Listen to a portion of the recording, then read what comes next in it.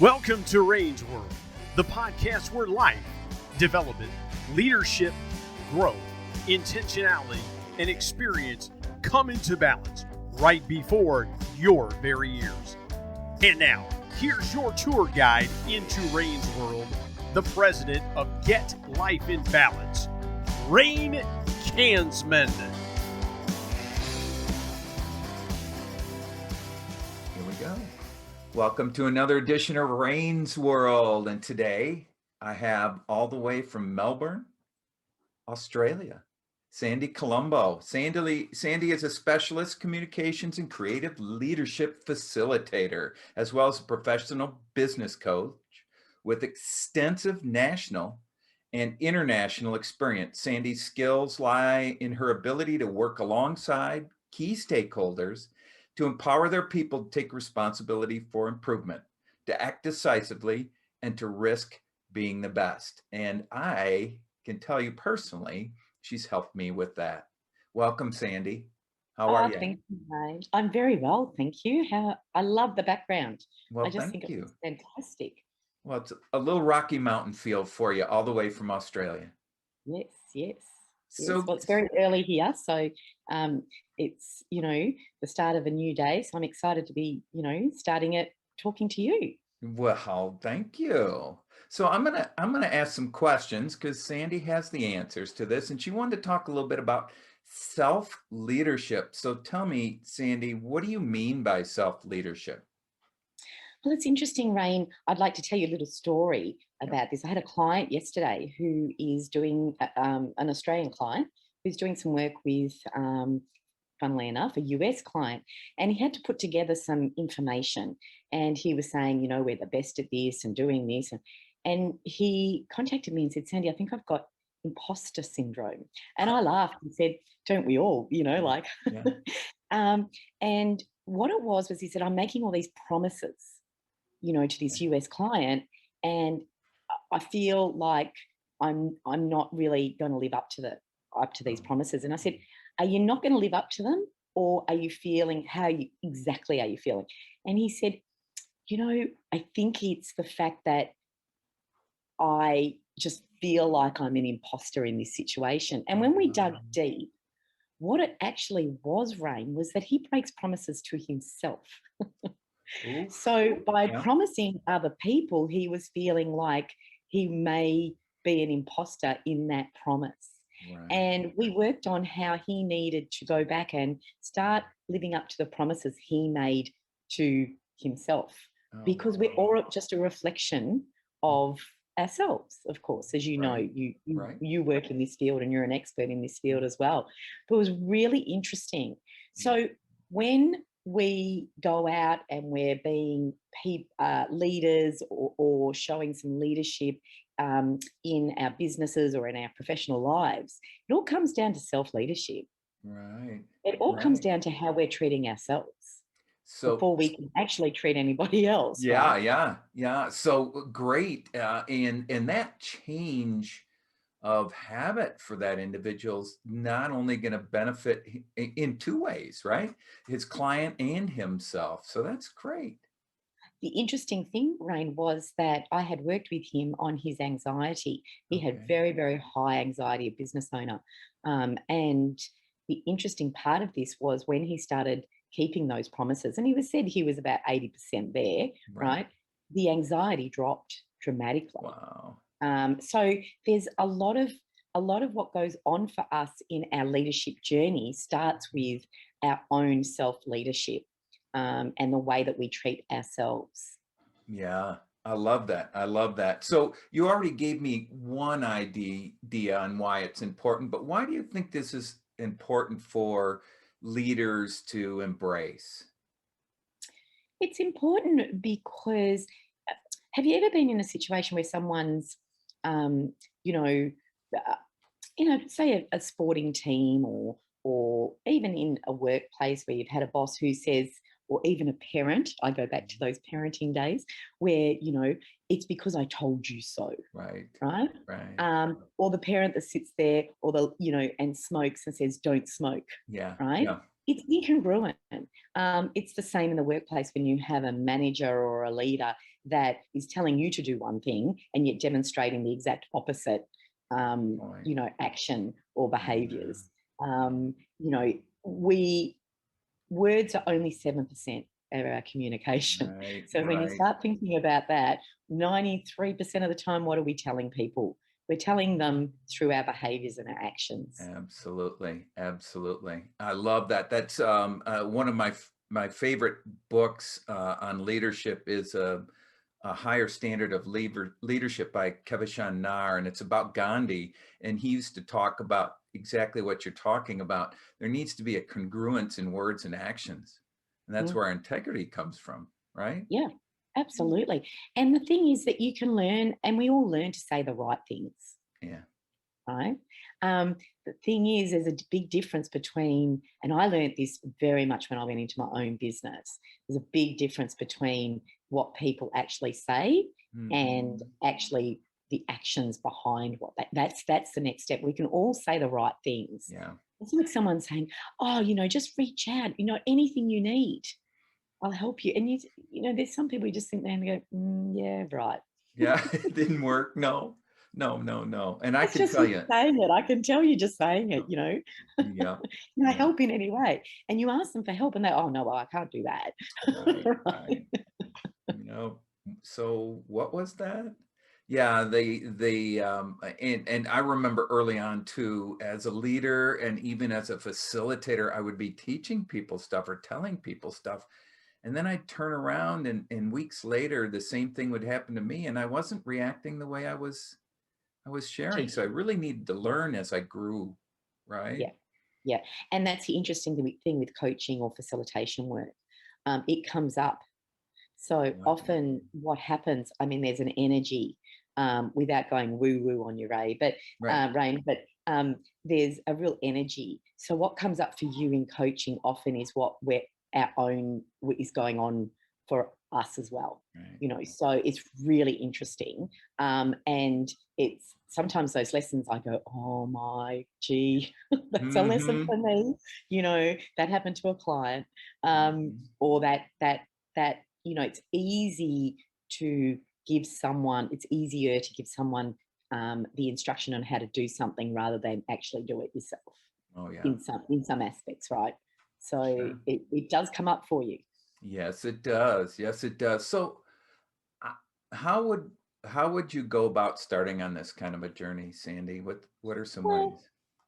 Some ways are doing an extended disc profile. I know you know about those.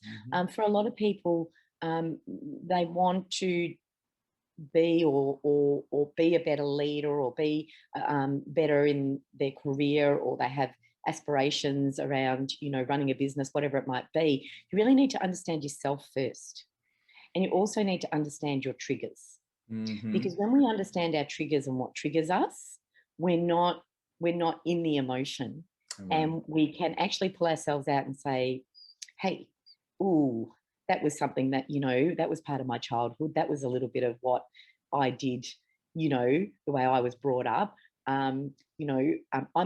I was brought up as a people pleaser.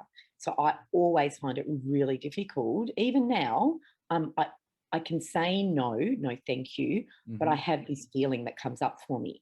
And I just acknowledge the feeling and say, I know that feeling. That's my people pleaser feeling when I've said, no, I can't do that for you today, because it was imprinted in my probably DNA as a child, so it's acknowledging and understanding yourself and what triggers you really makes things a lot smoother in your life. And then you can be a better manager, parent, friend, husband, wife, whatever. It's we are in one as we are in everything. So it really starts with us. It doesn't start with the team. Right. It starts with us understanding why those things are coming up for us with the team. Wow. Very cool. So I'm popping an extra question in on you as we go through. Can you give me an example of either someone you worked with, someone that worked for you? Because I know you led some large teams in your past too, or an experience you had personally where this concept actually went from, wow, I'm recognizing it, to now it's in my daily life, or it's part of my practice?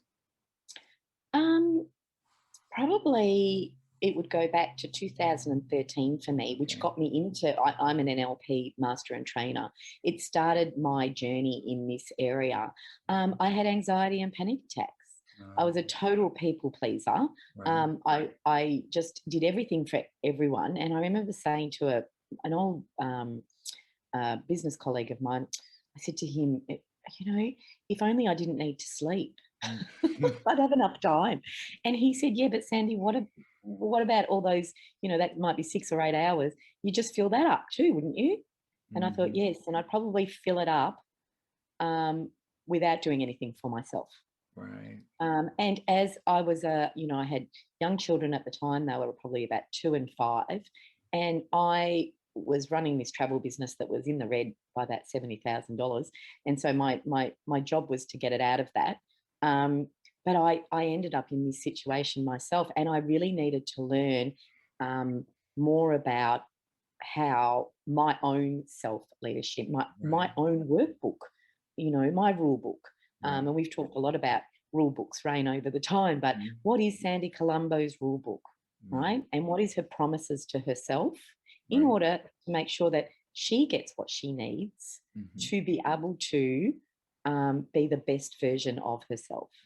Very nice. And I think panic attacks and anxiety, when you say that to people, they go, oh my gosh, must have been awful. And it was a terrible Right. time, but it was also probably one of the best times in my life.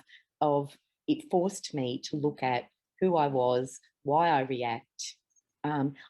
By no means am I perfect, Rain. I still Right. react. I had an issue yesterday with a builder in our Yeah. new place, and I, probably was more stern with him than what I should have been. Okay. And I've been thinking about that the last 12 hours, going, Yeah. did I overreact? Was I triggered? And I probably was, because, you're making all the phone calls Right. and people aren't listening, or whatever it happens to be. Um, but maybe 15 years ago, I probably would have yelled down the phone at him, Right. you know.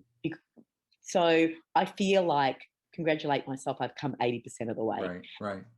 But what we normally do, what most humans do, is we treat ourselves so harshly and go, oh, that wasn't good enough, Sandy. You were really, you shouldn't have spoken to him in that Right. way. Borderline. He wasn't doing what he needed to do. Right. Funny, the electrician rang about half an hour ago and he's coming in about 15 minutes. So Mhm. it must have worked, right? Yeah, right. But it doesn't make me feel comfortable. Right. And I need to often go internally and look at my behavior and say, okay, Right. on that, where was I sitting on that balance? Did Right. I do this, or did I sort of do that? Sometimes it's emotional intelligence, right? Right. You need to express that you're concerned about a situation, or people don't take action. They think, Sure. oh, Rain's all right with that. Yeah. No Yeah. worries. But internally, you're not, right? Yeah. Yeah. So I love a couple of things in there, Sandy. And one is, thank you for sharing a personal story. I appreciate that. Is the fact that, gosh, sometimes we run into these things and an event happens or something happens and it really forces our hand. Um, if we can catch it earlier or see the signs earlier, we can actually reach out to somebody like Sandy who can help us through it. And I know you've talked to me several times in our conversation, Rain, we got to treat ourselves better. You got to treat, and it's forced me to write a note so that I remind myself that I need to talk to myself like somebody I love. And I do love myself and I need Yeah, to, right? To yeah, grow. yeah. But the other thing that I liked that you said was, it doesn't mean I'm perfect when we get done, because we are still human beings and the stuff's going to come up. And I think, I don't know about you, but for me, and it sounded like in your story the same, I'm catching myself quicker now. Yeah, yeah, Yeah. yeah, yeah. And at 4 in the morning, I literally woke up because of, and my husband got up, he woke me, but Yeah. I started thinking about yesterday and the way I spoke to this guy. Now, I was never rude to him. Right. I was firm with him. Mhm. But I still had that Yeah. feeling, and that was imprinted at such a young age. It Yeah. probably will never go away, but that's okay because that's just telling me that's part of, that was a long time ago that I was Right. 7, If a you whole don't have, 20 years. No, just no, kidding. I know Right, here in America, they said, if you don't have something nice to say, don't say anything at all, right? right. But at the end of the day, we do need to use our communication style in a way that matches how we're feeling. Um, Otherwise, it's a mismatch. Now, I'm not saying you swear at someone and you yell at them. That's not what I'm saying. But I was very firm with this guy yesterday, and he didn't like it. Yep. He didn't like it at all. Yet, I wonder if I had have been how I have been over the last 10 days asking him to do something, Right. and that's been really polite. Funny how the electrician's coming this morning. Yeah. Right. Got to say, right? Exactly. Exactly. We've got to use our emotional intelligence. Now, that's not to say that I'm triggered. It's to say that I am aware of my trigger. I was getting annoyed, Mhm. but I can also use it in a way that I'm not flipping right Yeah. off the planet. Right. I feel like it, but you moderate yourself. And it's understanding that. And it's understanding that, when it comes up for you, if it's in the middle of the night or this morning or whatever, is saying, you know what, Sandy, you did what you needed to do to get the electrician here. And that's True. okay too. It's true. And You know? it wasn't like you pulled a gun on them or forced any other things. It was just conversation. And last time I checked, the client is meant to be always right. But, That's apparently, that's what I understand. Certainly ours are.